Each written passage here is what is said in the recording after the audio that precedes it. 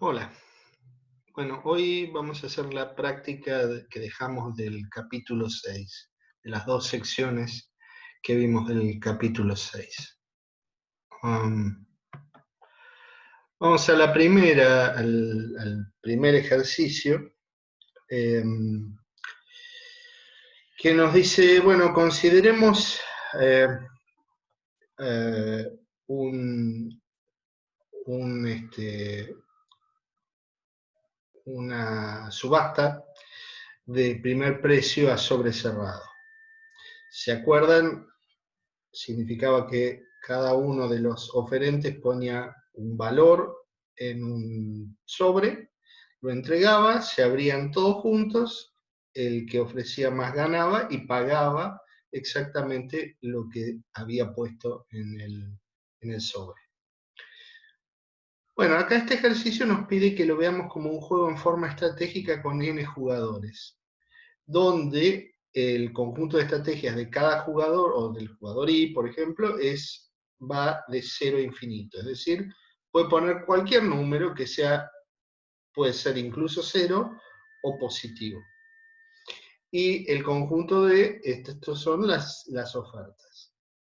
Lo que quiere ver es si resulta que, ¿se acuerdan que decíamos que las evaluaciones las ordenábamos de mayor a menor? El 1 era el que tenía la mayor evaluación y el 2 la siguiente. Bueno, dice, si la evaluación del 1 es igual a la del 2, entonces tendríamos que verificar que esto sea un equilibrio de Nash. Vamos a mirarlo en un contexto más simple y supongamos que tenemos dos oferentes. Entonces tenemos el 1 y el 2, y lo que nos quiere pedir, quiere que veamos es que esta casilla, esta, es un equilibrio de Nash. Eso significa que ninguno tiene intención de desviarse. Acuérdense que las valuaciones de los dos son iguales. Entonces veamos que ninguno de los dos se quiere desviar. Veamos el caso de 1. Uno puede desviarse, el jugador 1 puede, fíjense que tiene su evaluación de 1 que es igual a la evaluación de 2. Y entonces veamos posibles desviaciones. Una desviación posible es ofrecer más que lo que evalúa el objeto. En este caso, si acuérdense, en un ejercicio de equilibrio de Nash, el 2 no se mueve. Al único que estamos permitiendo ahora moverse es al 1. Entonces el 1 se movió, el 2 no se movió, o sea que está ofreciendo este valor, entonces gana el jugador 1. Y su pago va a ser B1 menos B1, que claramente es negativo. Mientras que si estaba acá, el pago, vamos a ponerlo en rojo, su pago va a ser, un medio de su evaluación menos lo que ofertó, que es exactamente su evaluación, entonces esto da 0. ¿Sí? Quedándose en esta casilla, quedándose en este lugar, obtiene un pago de 0. Mientras que si se mueve a la derecha, obtiene un pago negativo. O sea que incrementar la oferta por encima de su valor no es una desviación que le dé un resultado mejor. Veamos la otra alternativa en verde, que es ofrecer algo menos. Pero en ese caso, si ofrece menos, vamos a tener que, perdón, vamos a borrar esto, vamos a tener que su pago, ¿cuánto va a ser? Fíjense que el 2 no se movió. O sea que 2 gana y 1 no gana. Entonces el pago del jugador 1 va a ser simplemente 0. Y ya era 0 quedándose acá. Por lo tanto, no mejoró desviándose hacia la izquierda. ¿Sí? Por lo tanto, el jugador 1 no tiene ningún incentivo a desviarse. Ahora, este argumento es simétrico para 2, porque esto lo podemos formular de la misma forma para el jugador 2. Y es lo mismo, el jugador 2 no encuentra ninguna ventaja a desviarse. Cabe entonces el último ejercicio que se puede hacer, ya generalizándolo como nos pide en el ejercicio, que consideremos n jugadores. Pero si hay n jugadores, tenemos que el 1 tiene la evaluación del 2, como nos dice acá, pero los demás, 3, etcétera, Pn, tienen valuaciones menores. Entonces tendríamos que ver qué le conviene hacer a los jugadores que están de la posición 3 en adelante.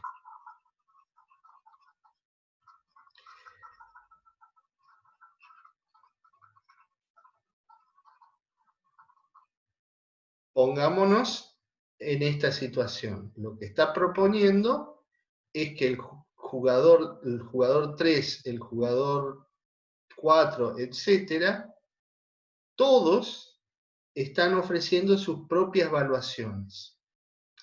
Entonces veamos, por ejemplo, qué sé yo, un jugador I, cualquiera, donde I va de 3 hasta N.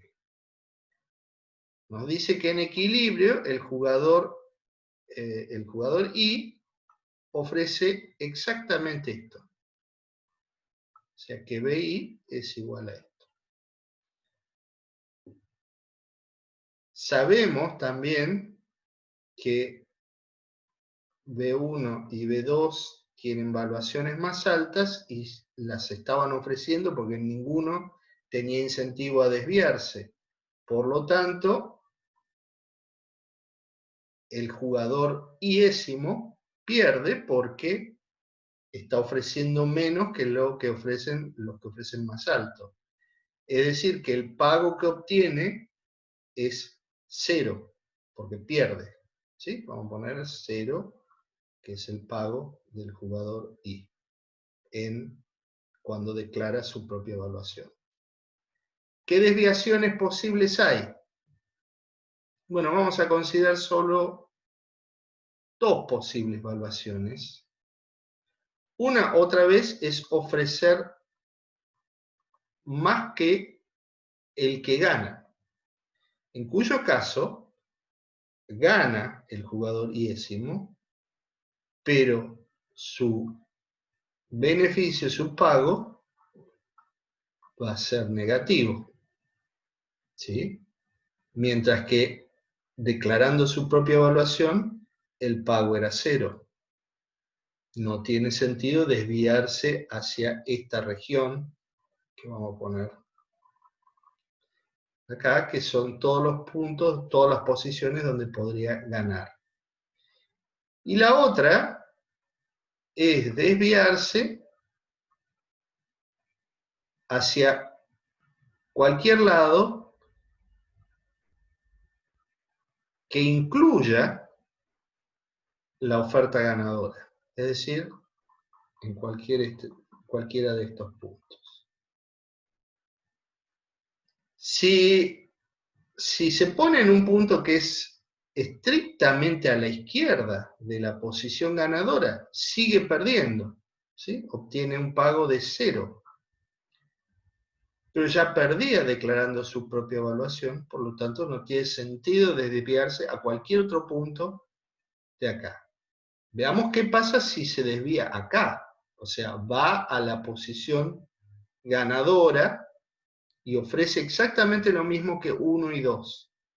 En cuyo caso su pago va a ser 1/3 de su evaluación de su evaluación menos lo que ofrece, que va a ser, vamos a poner B1 para poner el caso. Pero claramente, BI menos B1 es un número negativo. Y por lo tanto no tiene sentido que se haya desviado hacia acá. Es decir, o obtiene un pago negativo o obtiene un pago cero. En cuyo caso, en el caso del valor negativo, claramente quedándose en su propia evaluación, es mejor, estrictamente mejor, porque su pago es cero. Y moviéndose a cualquier otro punto de esta región en rojo, salvo este donde es la oferta ganadora, obtiene el valor cero, que es exactamente el mismo que en su evaluación. Por lo tanto, no tiene ninguna ventaja de desviarse de su propia evaluación. Y entonces vimos que el 1 no tiene ningún incentivo a desviarse de decir el 1 cuando los demás están declarando sus evaluaciones. Lo mismo para el 2 y lo mismo para todos los demás. Por lo tanto, si ninguno tiene o encuentra una ventaja en desviarse unilateralmente, esto es efectivamente un equilibrio de Nash. Bien, vamos a borrar para limpiar un poco todo esto.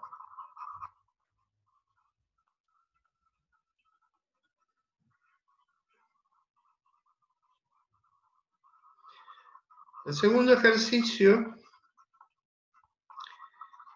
¿qué nos dice? Dice mostrar que si en un juego de información completa, es decir, cada uno sabe exactamente las evaluaciones de los demás, una subasta de primer precio a sobre cerrado, en la que hay al menos dos oferentes con la mayor evaluación posible del objeto, entonces en este equilibrio de Nash, el pago de cada uno es cero. Fíjense que esto es simplemente una leve extensión de este ejercicio, porque vimos que obviamente tenemos subasta a primer precio a sobre cerrado, y decíamos, estaba implícito que todos sabían cuál era la evaluación, por lo que no tenían interés en desviarse, sabían las evaluaciones de los demás, y esto es un equilibrio de Nash. Entonces lo que quiere mostrar es que el pago de cada jugador es cero. Bueno, como les decía, en esta, supónganse que tienen, lo que cambia con respecto a este ejercicio es que no necesariamente hay dos, puede haber más jugadores que tienen la evaluación más alta. Supongamos que estamos así, y después tenemos la evaluación del m más 1, que es estrictamente menor, y tenemos todas las demás evaluaciones, tenemos la evaluación de m. Bien, veamos dos casos. Vamos al caso de los que pierden, que van desde bm más 1 hasta los que ofrecieron estos valores. Perdieron. ¿Cuál es su pago? Cero. Es el pago de estos jugadores, y igual a m más 1 hasta n, el pago de i es cero. Veamos los ganadores. Los ganadores dijimos que entran en una lotería. Pusimos que hay m jugadores. Por lo tanto, cada uno tiene una chance de 1 sobre m de ganar. Y si gana, su pago va a ser su evaluación, esto es j, y vamos a considerar el j desde el 1 hasta el m. Entonces va a ser la evaluación del j menos lo que ofreció. Pero lo que ofreció es su propia evaluación. Y esto es igual, por lo tanto esto es 0. Y esto es cierto para todos estos. Por lo tanto, el pago esperado de todos los jugadores es 0, ¿sí? Que es lo que afirma acá. Bien. Y el ejercicio tercero nos pide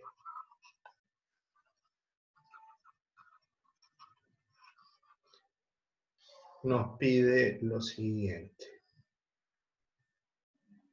Consideremos una subasta de sobre cerrado tras segundo precio y quiere que la veamos también como un juego estratégico donde hay n jugadores, donde el conjunto de estrategias de cada jugador es otra vez desde 0 hasta infinito, o sea, cualquier número real no negativo, y supone ahora que 1 tiene una evaluación estrictamente mayor que 2, 2 estrictamente mayor que 3, pero de ahí en más es posible que algunos de ellos coincidan en sus evaluaciones.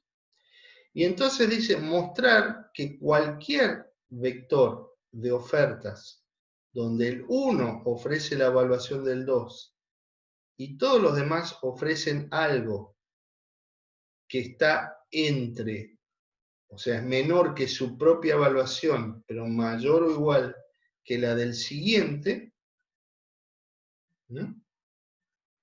Para el 2, y para todos los demás ofrecen menos que su propia evaluación, es un equilibrio de Nash. Entonces, veamos las desviaciones posibles de cada uno, manteniendo fijo lo que hacen los demás. Eso probaría, si no hay ninguna desviación conveniente, que este profile es un equilibrio de Nash. Veamos la del jugador 1. El jugador 1 tiene una evaluación B1, sabemos que B2 tiene una evaluación estrictamente menor, y sabemos que 2 está ofreciendo algo menos que su propia evaluación, ¿sí? O sea que el B2, B larga 2, estaría por acá, y acá tendríamos el B3. Y a partir de 3, sabemos que todos ofrecen menor o igual que su propia evaluación. Pongamos B3 ahí. Bien, entonces decíamos que queríamos analizar el comportamiento del 1. ¿Qué desviaciones? Y acá dice que el 1 ofrece esto, ¿no? O sea que esto va a ser la oferta de 1. Supongamos que se desvía. ¿Qué desviaciones posibles hay? Vamos a considerar las desviaciones a la derecha de su propia evaluación, ¿sí? Ofrecer más que su propia evaluación. Fíjense que ofreciendo B1, dado que B2 y B3 son estrictamente menores que B1, ya ganaba. Al ganar, su evaluación, el pago de 1 era su evaluación menos su oferta, que era B2. Claramente positivo. Si se va a esta región, vuelve a ganar, porque la oferta de 2 es menor estrictamente que la de él. Y entonces, perdón, acá cometí un error. Fíjense que ganaba, ¿no? Pero esta dice que es una subasta de segundo precio. Por lo tanto, su pago no va a ser lo que ofrece él, sino que va a ser lo que ofrece el segundo, que es B2. ¿Sí? Es estrictamente positivo esto. ¿Sí? Ahora, se puso acá. ¿Qué pasa? Vuelve a ganar. y vuelve a pagar el segundo precio. Por lo tanto, su pago va a ser lo mismo que acá. Es decir, que irse a la derecha de su propia evaluación no tiene sentido.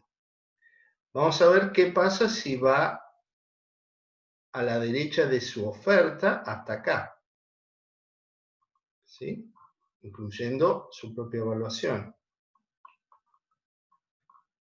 Si va acá, ¿qué pasa? Vuelve a ganar porque el siguiente está ofreciendo menos que él. Vuelve a ganar y su pago va a ser exactamente lo mismo.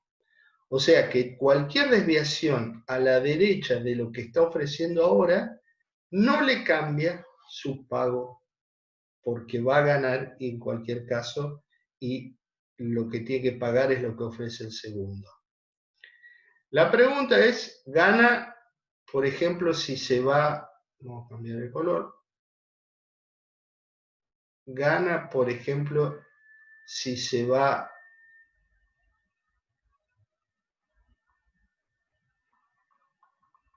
debajo de lo que está ofertando? Bueno, veamos dos casos ahí adentro. Veamos el intervalo abierto, o sea, todos los valores menos B2. Bueno, ¿qué ocurre en ese caso? Vuelve a ganar, porque está ofreciendo estrictamente más que B2, que lo que ofrece el segundo. Entonces su pago va a ser B1 menos lo que ofrece el segundo. O sea, lo mismo que acá. Es decir, que en esta región sigue ganando. ¿Qué pasa si ofrece B2? Bueno, si ofrece B2, el pago va a ser el resultado de un sorteo entre los dos. Como son dos, la probabilidad es un medio, y si gana, va a tener que ofrecer, su beneficio, perdón, otra vez, lo que está ofreciendo. ¿Sí? Va a ser la mitad de lo que ganaba, de su pago, sigue siendo positivo, pero ahora es la mitad de lo que obtenía cuando ofrecía su propia evaluación. Por lo tanto, en este punto está peor estrictamente que ofreciendo su propia evaluación. Y si ofrece estrictamente menos, que sería ir, por ejemplo, a esta región, o sea, esta región, ¿qué pasa? Esto es abierto. ¿Qué pasa si se va a esa región? Bueno, va a ofrecer un valor que es estrictamente menor que el valor que ofrece el segundo, y en cuyo caso pierde y su pago esperado es, su pago no esperado, es seguro, es 0. Mientras que quedándose donde estaba ofreciendo su propia evaluación, era estrictamente positivo. Es decir, que el 1 no tiene ningún incentivo a desviarse de ofrecer la evaluación del 2. Bien, eso es el 1.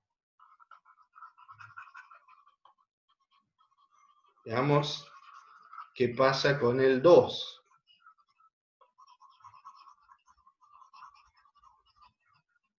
Decíamos que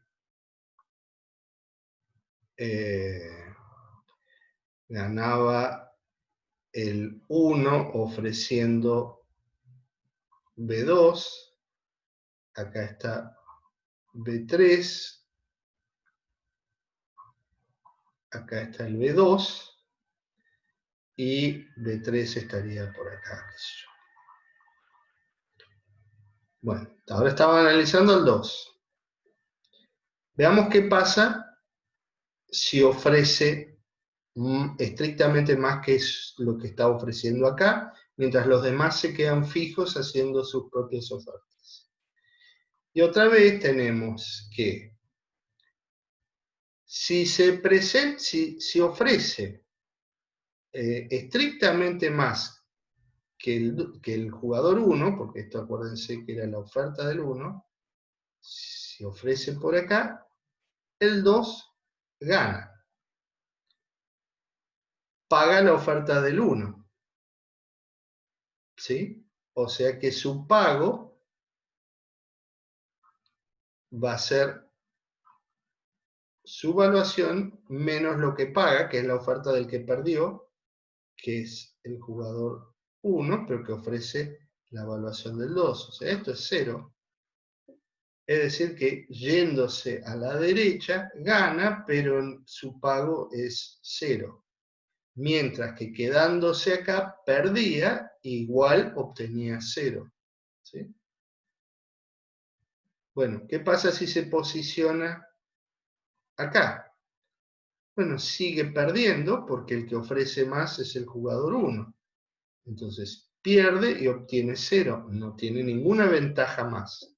O sea, no tiene ninguna ventaja más yéndose a ningún lado a la derecha de su propia evaluación, de su propia oferta, porque siempre pierde.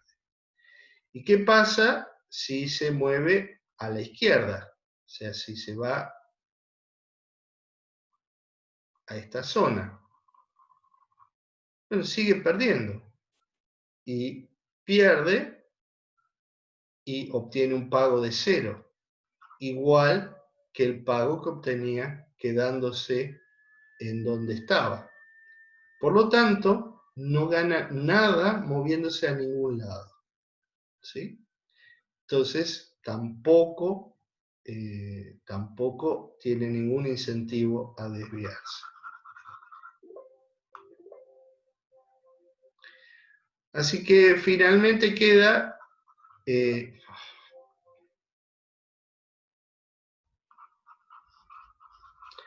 el caso del, pongamos, del jugador 3 o de cualquiera de ellos. Vamos a escribirlo así en general. Vamos a poner I desde 3 en adelante hasta N. Y entonces sabemos que gana el 1 ofreciendo la evaluación del 2, después está la evaluación del 3 y la oferta del 3. Bien, acuérdense que por acá también está la oferta del 2. ¿Sí?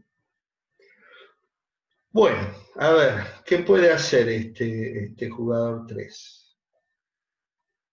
Bueno, podría irse para este lado, o sea, la derecha estrictamente de la oferta del jugador 1. Entonces gana, perdón, gana, sí, gana, pero su pago va a ser B3 menos lo que oferte. Pero esto es estrictamente mayor que B3, por lo tanto gana, pero el pago es negativo.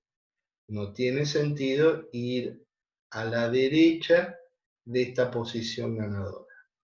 Supongamos que se para acá, exactamente en la oferta del jugador 1. Perdón, vamos a un retroceso. Se paró, cuando fue acá a la región a la derecha estrictamente de B2, ganaba. Fíjense que ganaba y el jugador, él gana, o sea que obtiene su evaluación, pero paga lo que paga el segundo, que el segundo ahora es el jugador 1, que ofreció B2.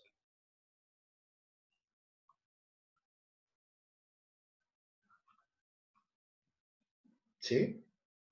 pero esto sigue siendo negativo porque B2 está a la derecha de B3. ¿Sí? Perdón por la confusión. Veamos qué pasa ahora si se ubica exactamente en la oferta que hace el jugador 1. Entonces, el 3 y el 1 son finalistas. Entonces va a haber una probabilidad, un medio de ganar. Y si gana, tiene que pagar exactamente lo que ofreció, que es B2. Y aunque es menor que esto, sigue siendo un valor negativo, menor en valor absoluto, ¿no? O sea que no tiene sentido pararse acá. Y ahora, si se para en cualquier lugar a la derecha de esto,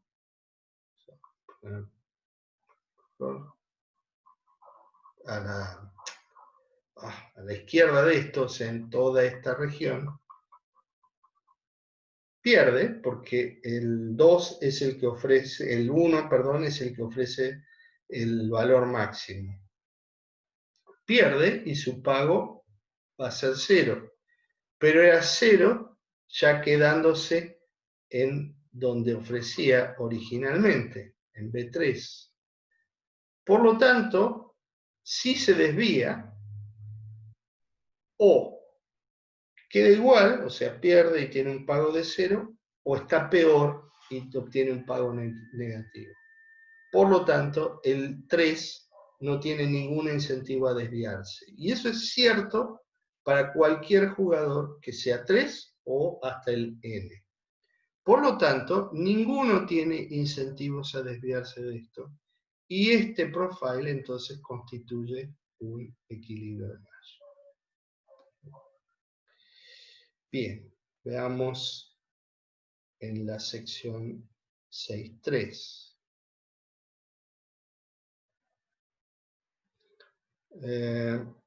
¿Se acuerdan que ahí estábamos viendo las subastas dinámicas, o sea, como la inglesa o la holandesa?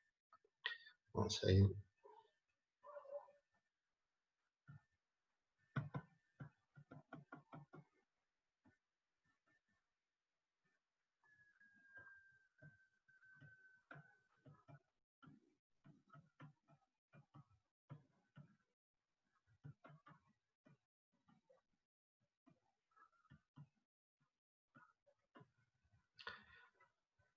Bien.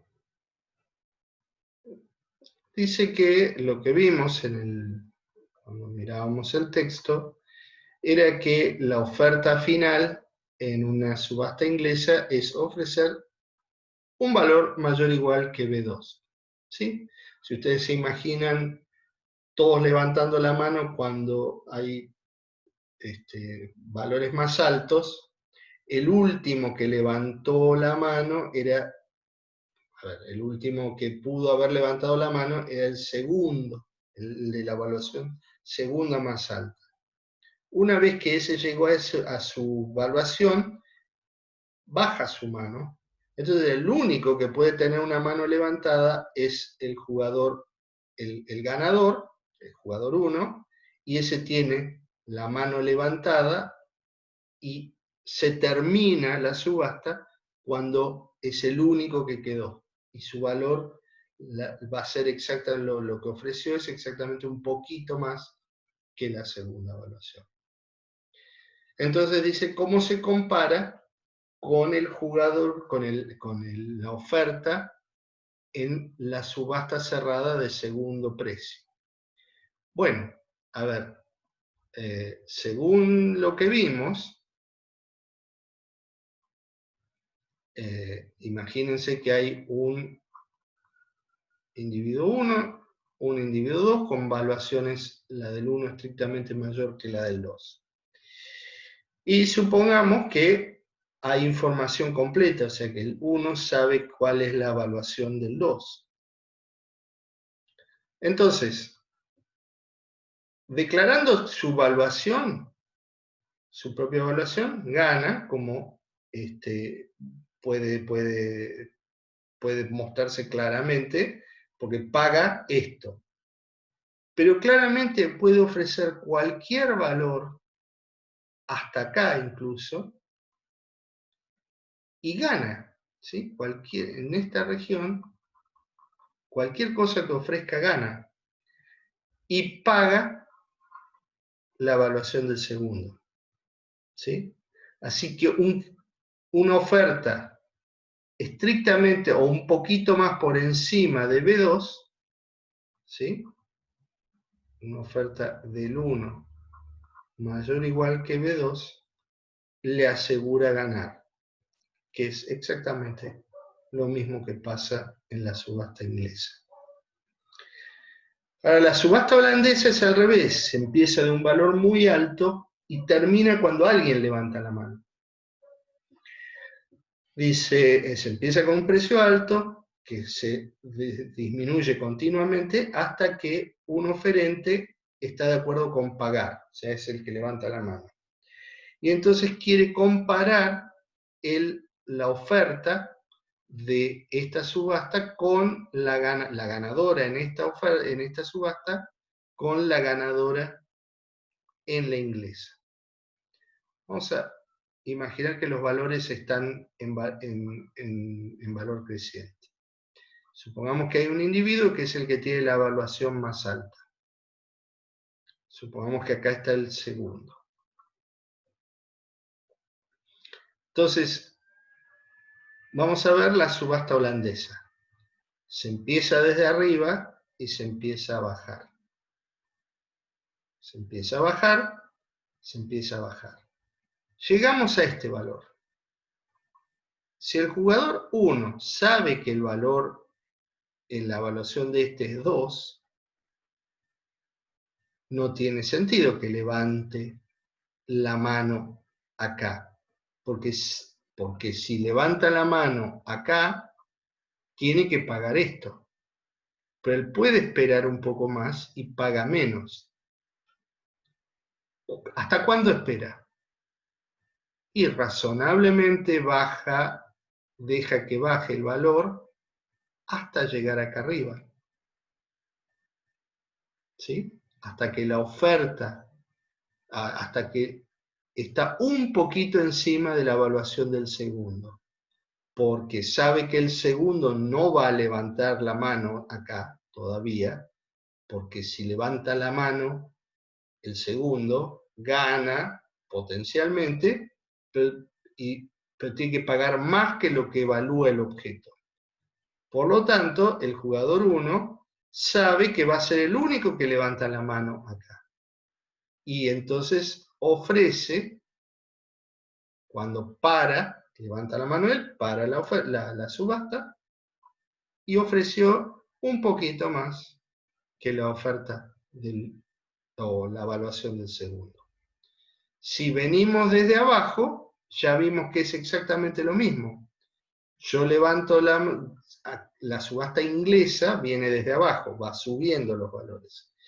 Y para representarlo, suponemos que todos los que pueden pagar a determinado valor tienen la mano levantada. ¿Sí? Y la bajan únicamente cuando superan el valor del objeto. Entonces, en este punto, el 2 y el 1 van a tener la mano levantada. Ahora subimos un poquito más y el 2 baja la mano y queda solo el 1 y entonces tenemos exactamente lo mismo. ¿Sí? Este es un resultado muy interesante porque nos dice que en promedio el vendedor de un objeto en una subasta le da lo mismo si todos los individuos saben las evaluaciones de los demás, le da lo mismo cuál tipo de subasta utilizar porque obtiene el mismo pago. Ahora,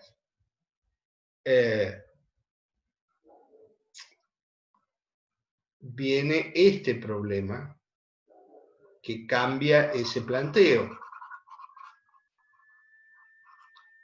En ese planteo, en lo que les decía yo, los jugadores, los oferentes saben las valuaciones de todos los demás.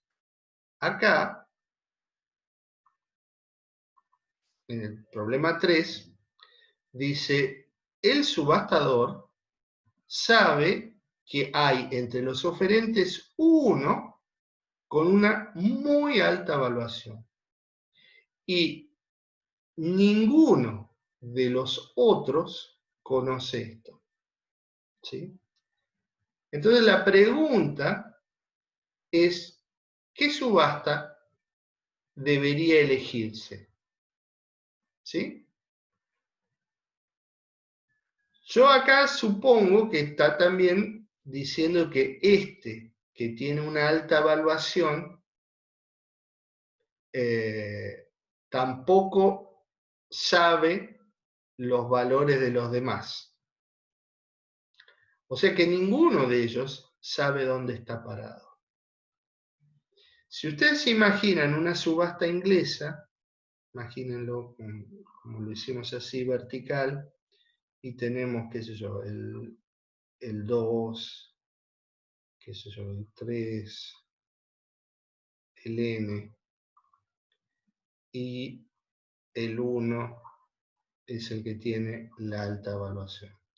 Si ustedes hacen la subasta inglesa, ¿qué va a ocurrir? La oferta ganadora va a estar acá.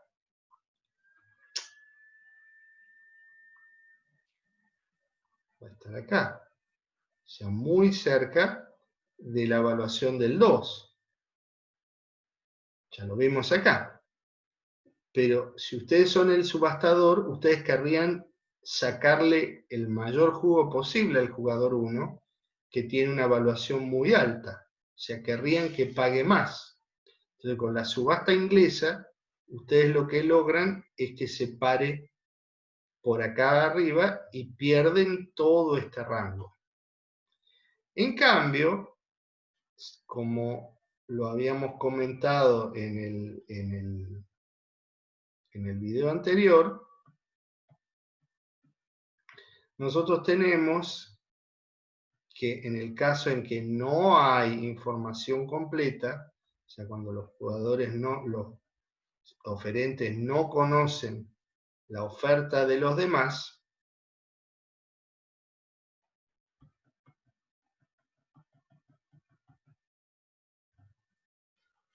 decíamos que cada jugador va a ofrecer, si hay n oferentes, n-1 sobre n por su evaluación, más 1 sobre n del valor más bajo posible de, de las valuaciones. Entonces, volviendo al gráfico que habíamos hecho,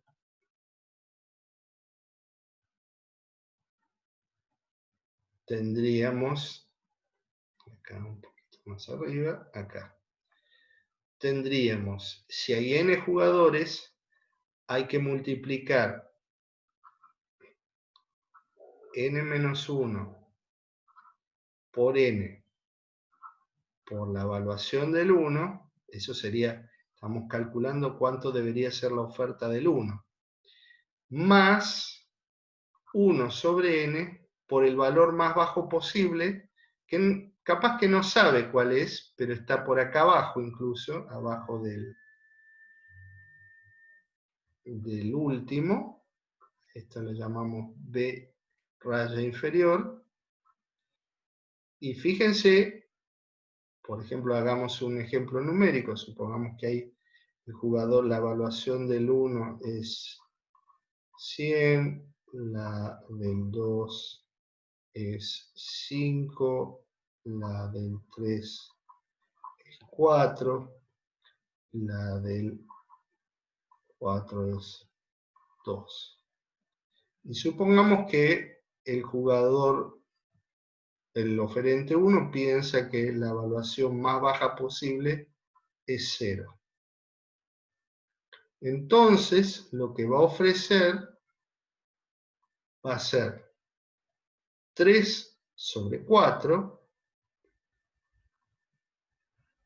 porque n es 4 y n-1 es 3/4 de su propia valuación, más 1/4 de la evaluación del b raya inferior, que es 0. Es decir, va a ofrecer 75. Mientras que con la subasta inglesa iba a ofrecer un poco más que B2, o sea, estaríamos alrededor de 5, 5 y pico. Fíjense que hay una diferencia gigantesca entre estos dos valores y por lo tanto al subastador le conviene que oferte esto. ¿Sí? Entonces le conviene la subasta a sobre cerrado, mientras que no le conviene la subasta inglesa. La subasta sobre cerrado de primer precio. ¿Sí? Bueno, y esto es todo de los ejercicios. Y me parece que cubre bastante de lo que me interesaría que sepan de subastas en este punto.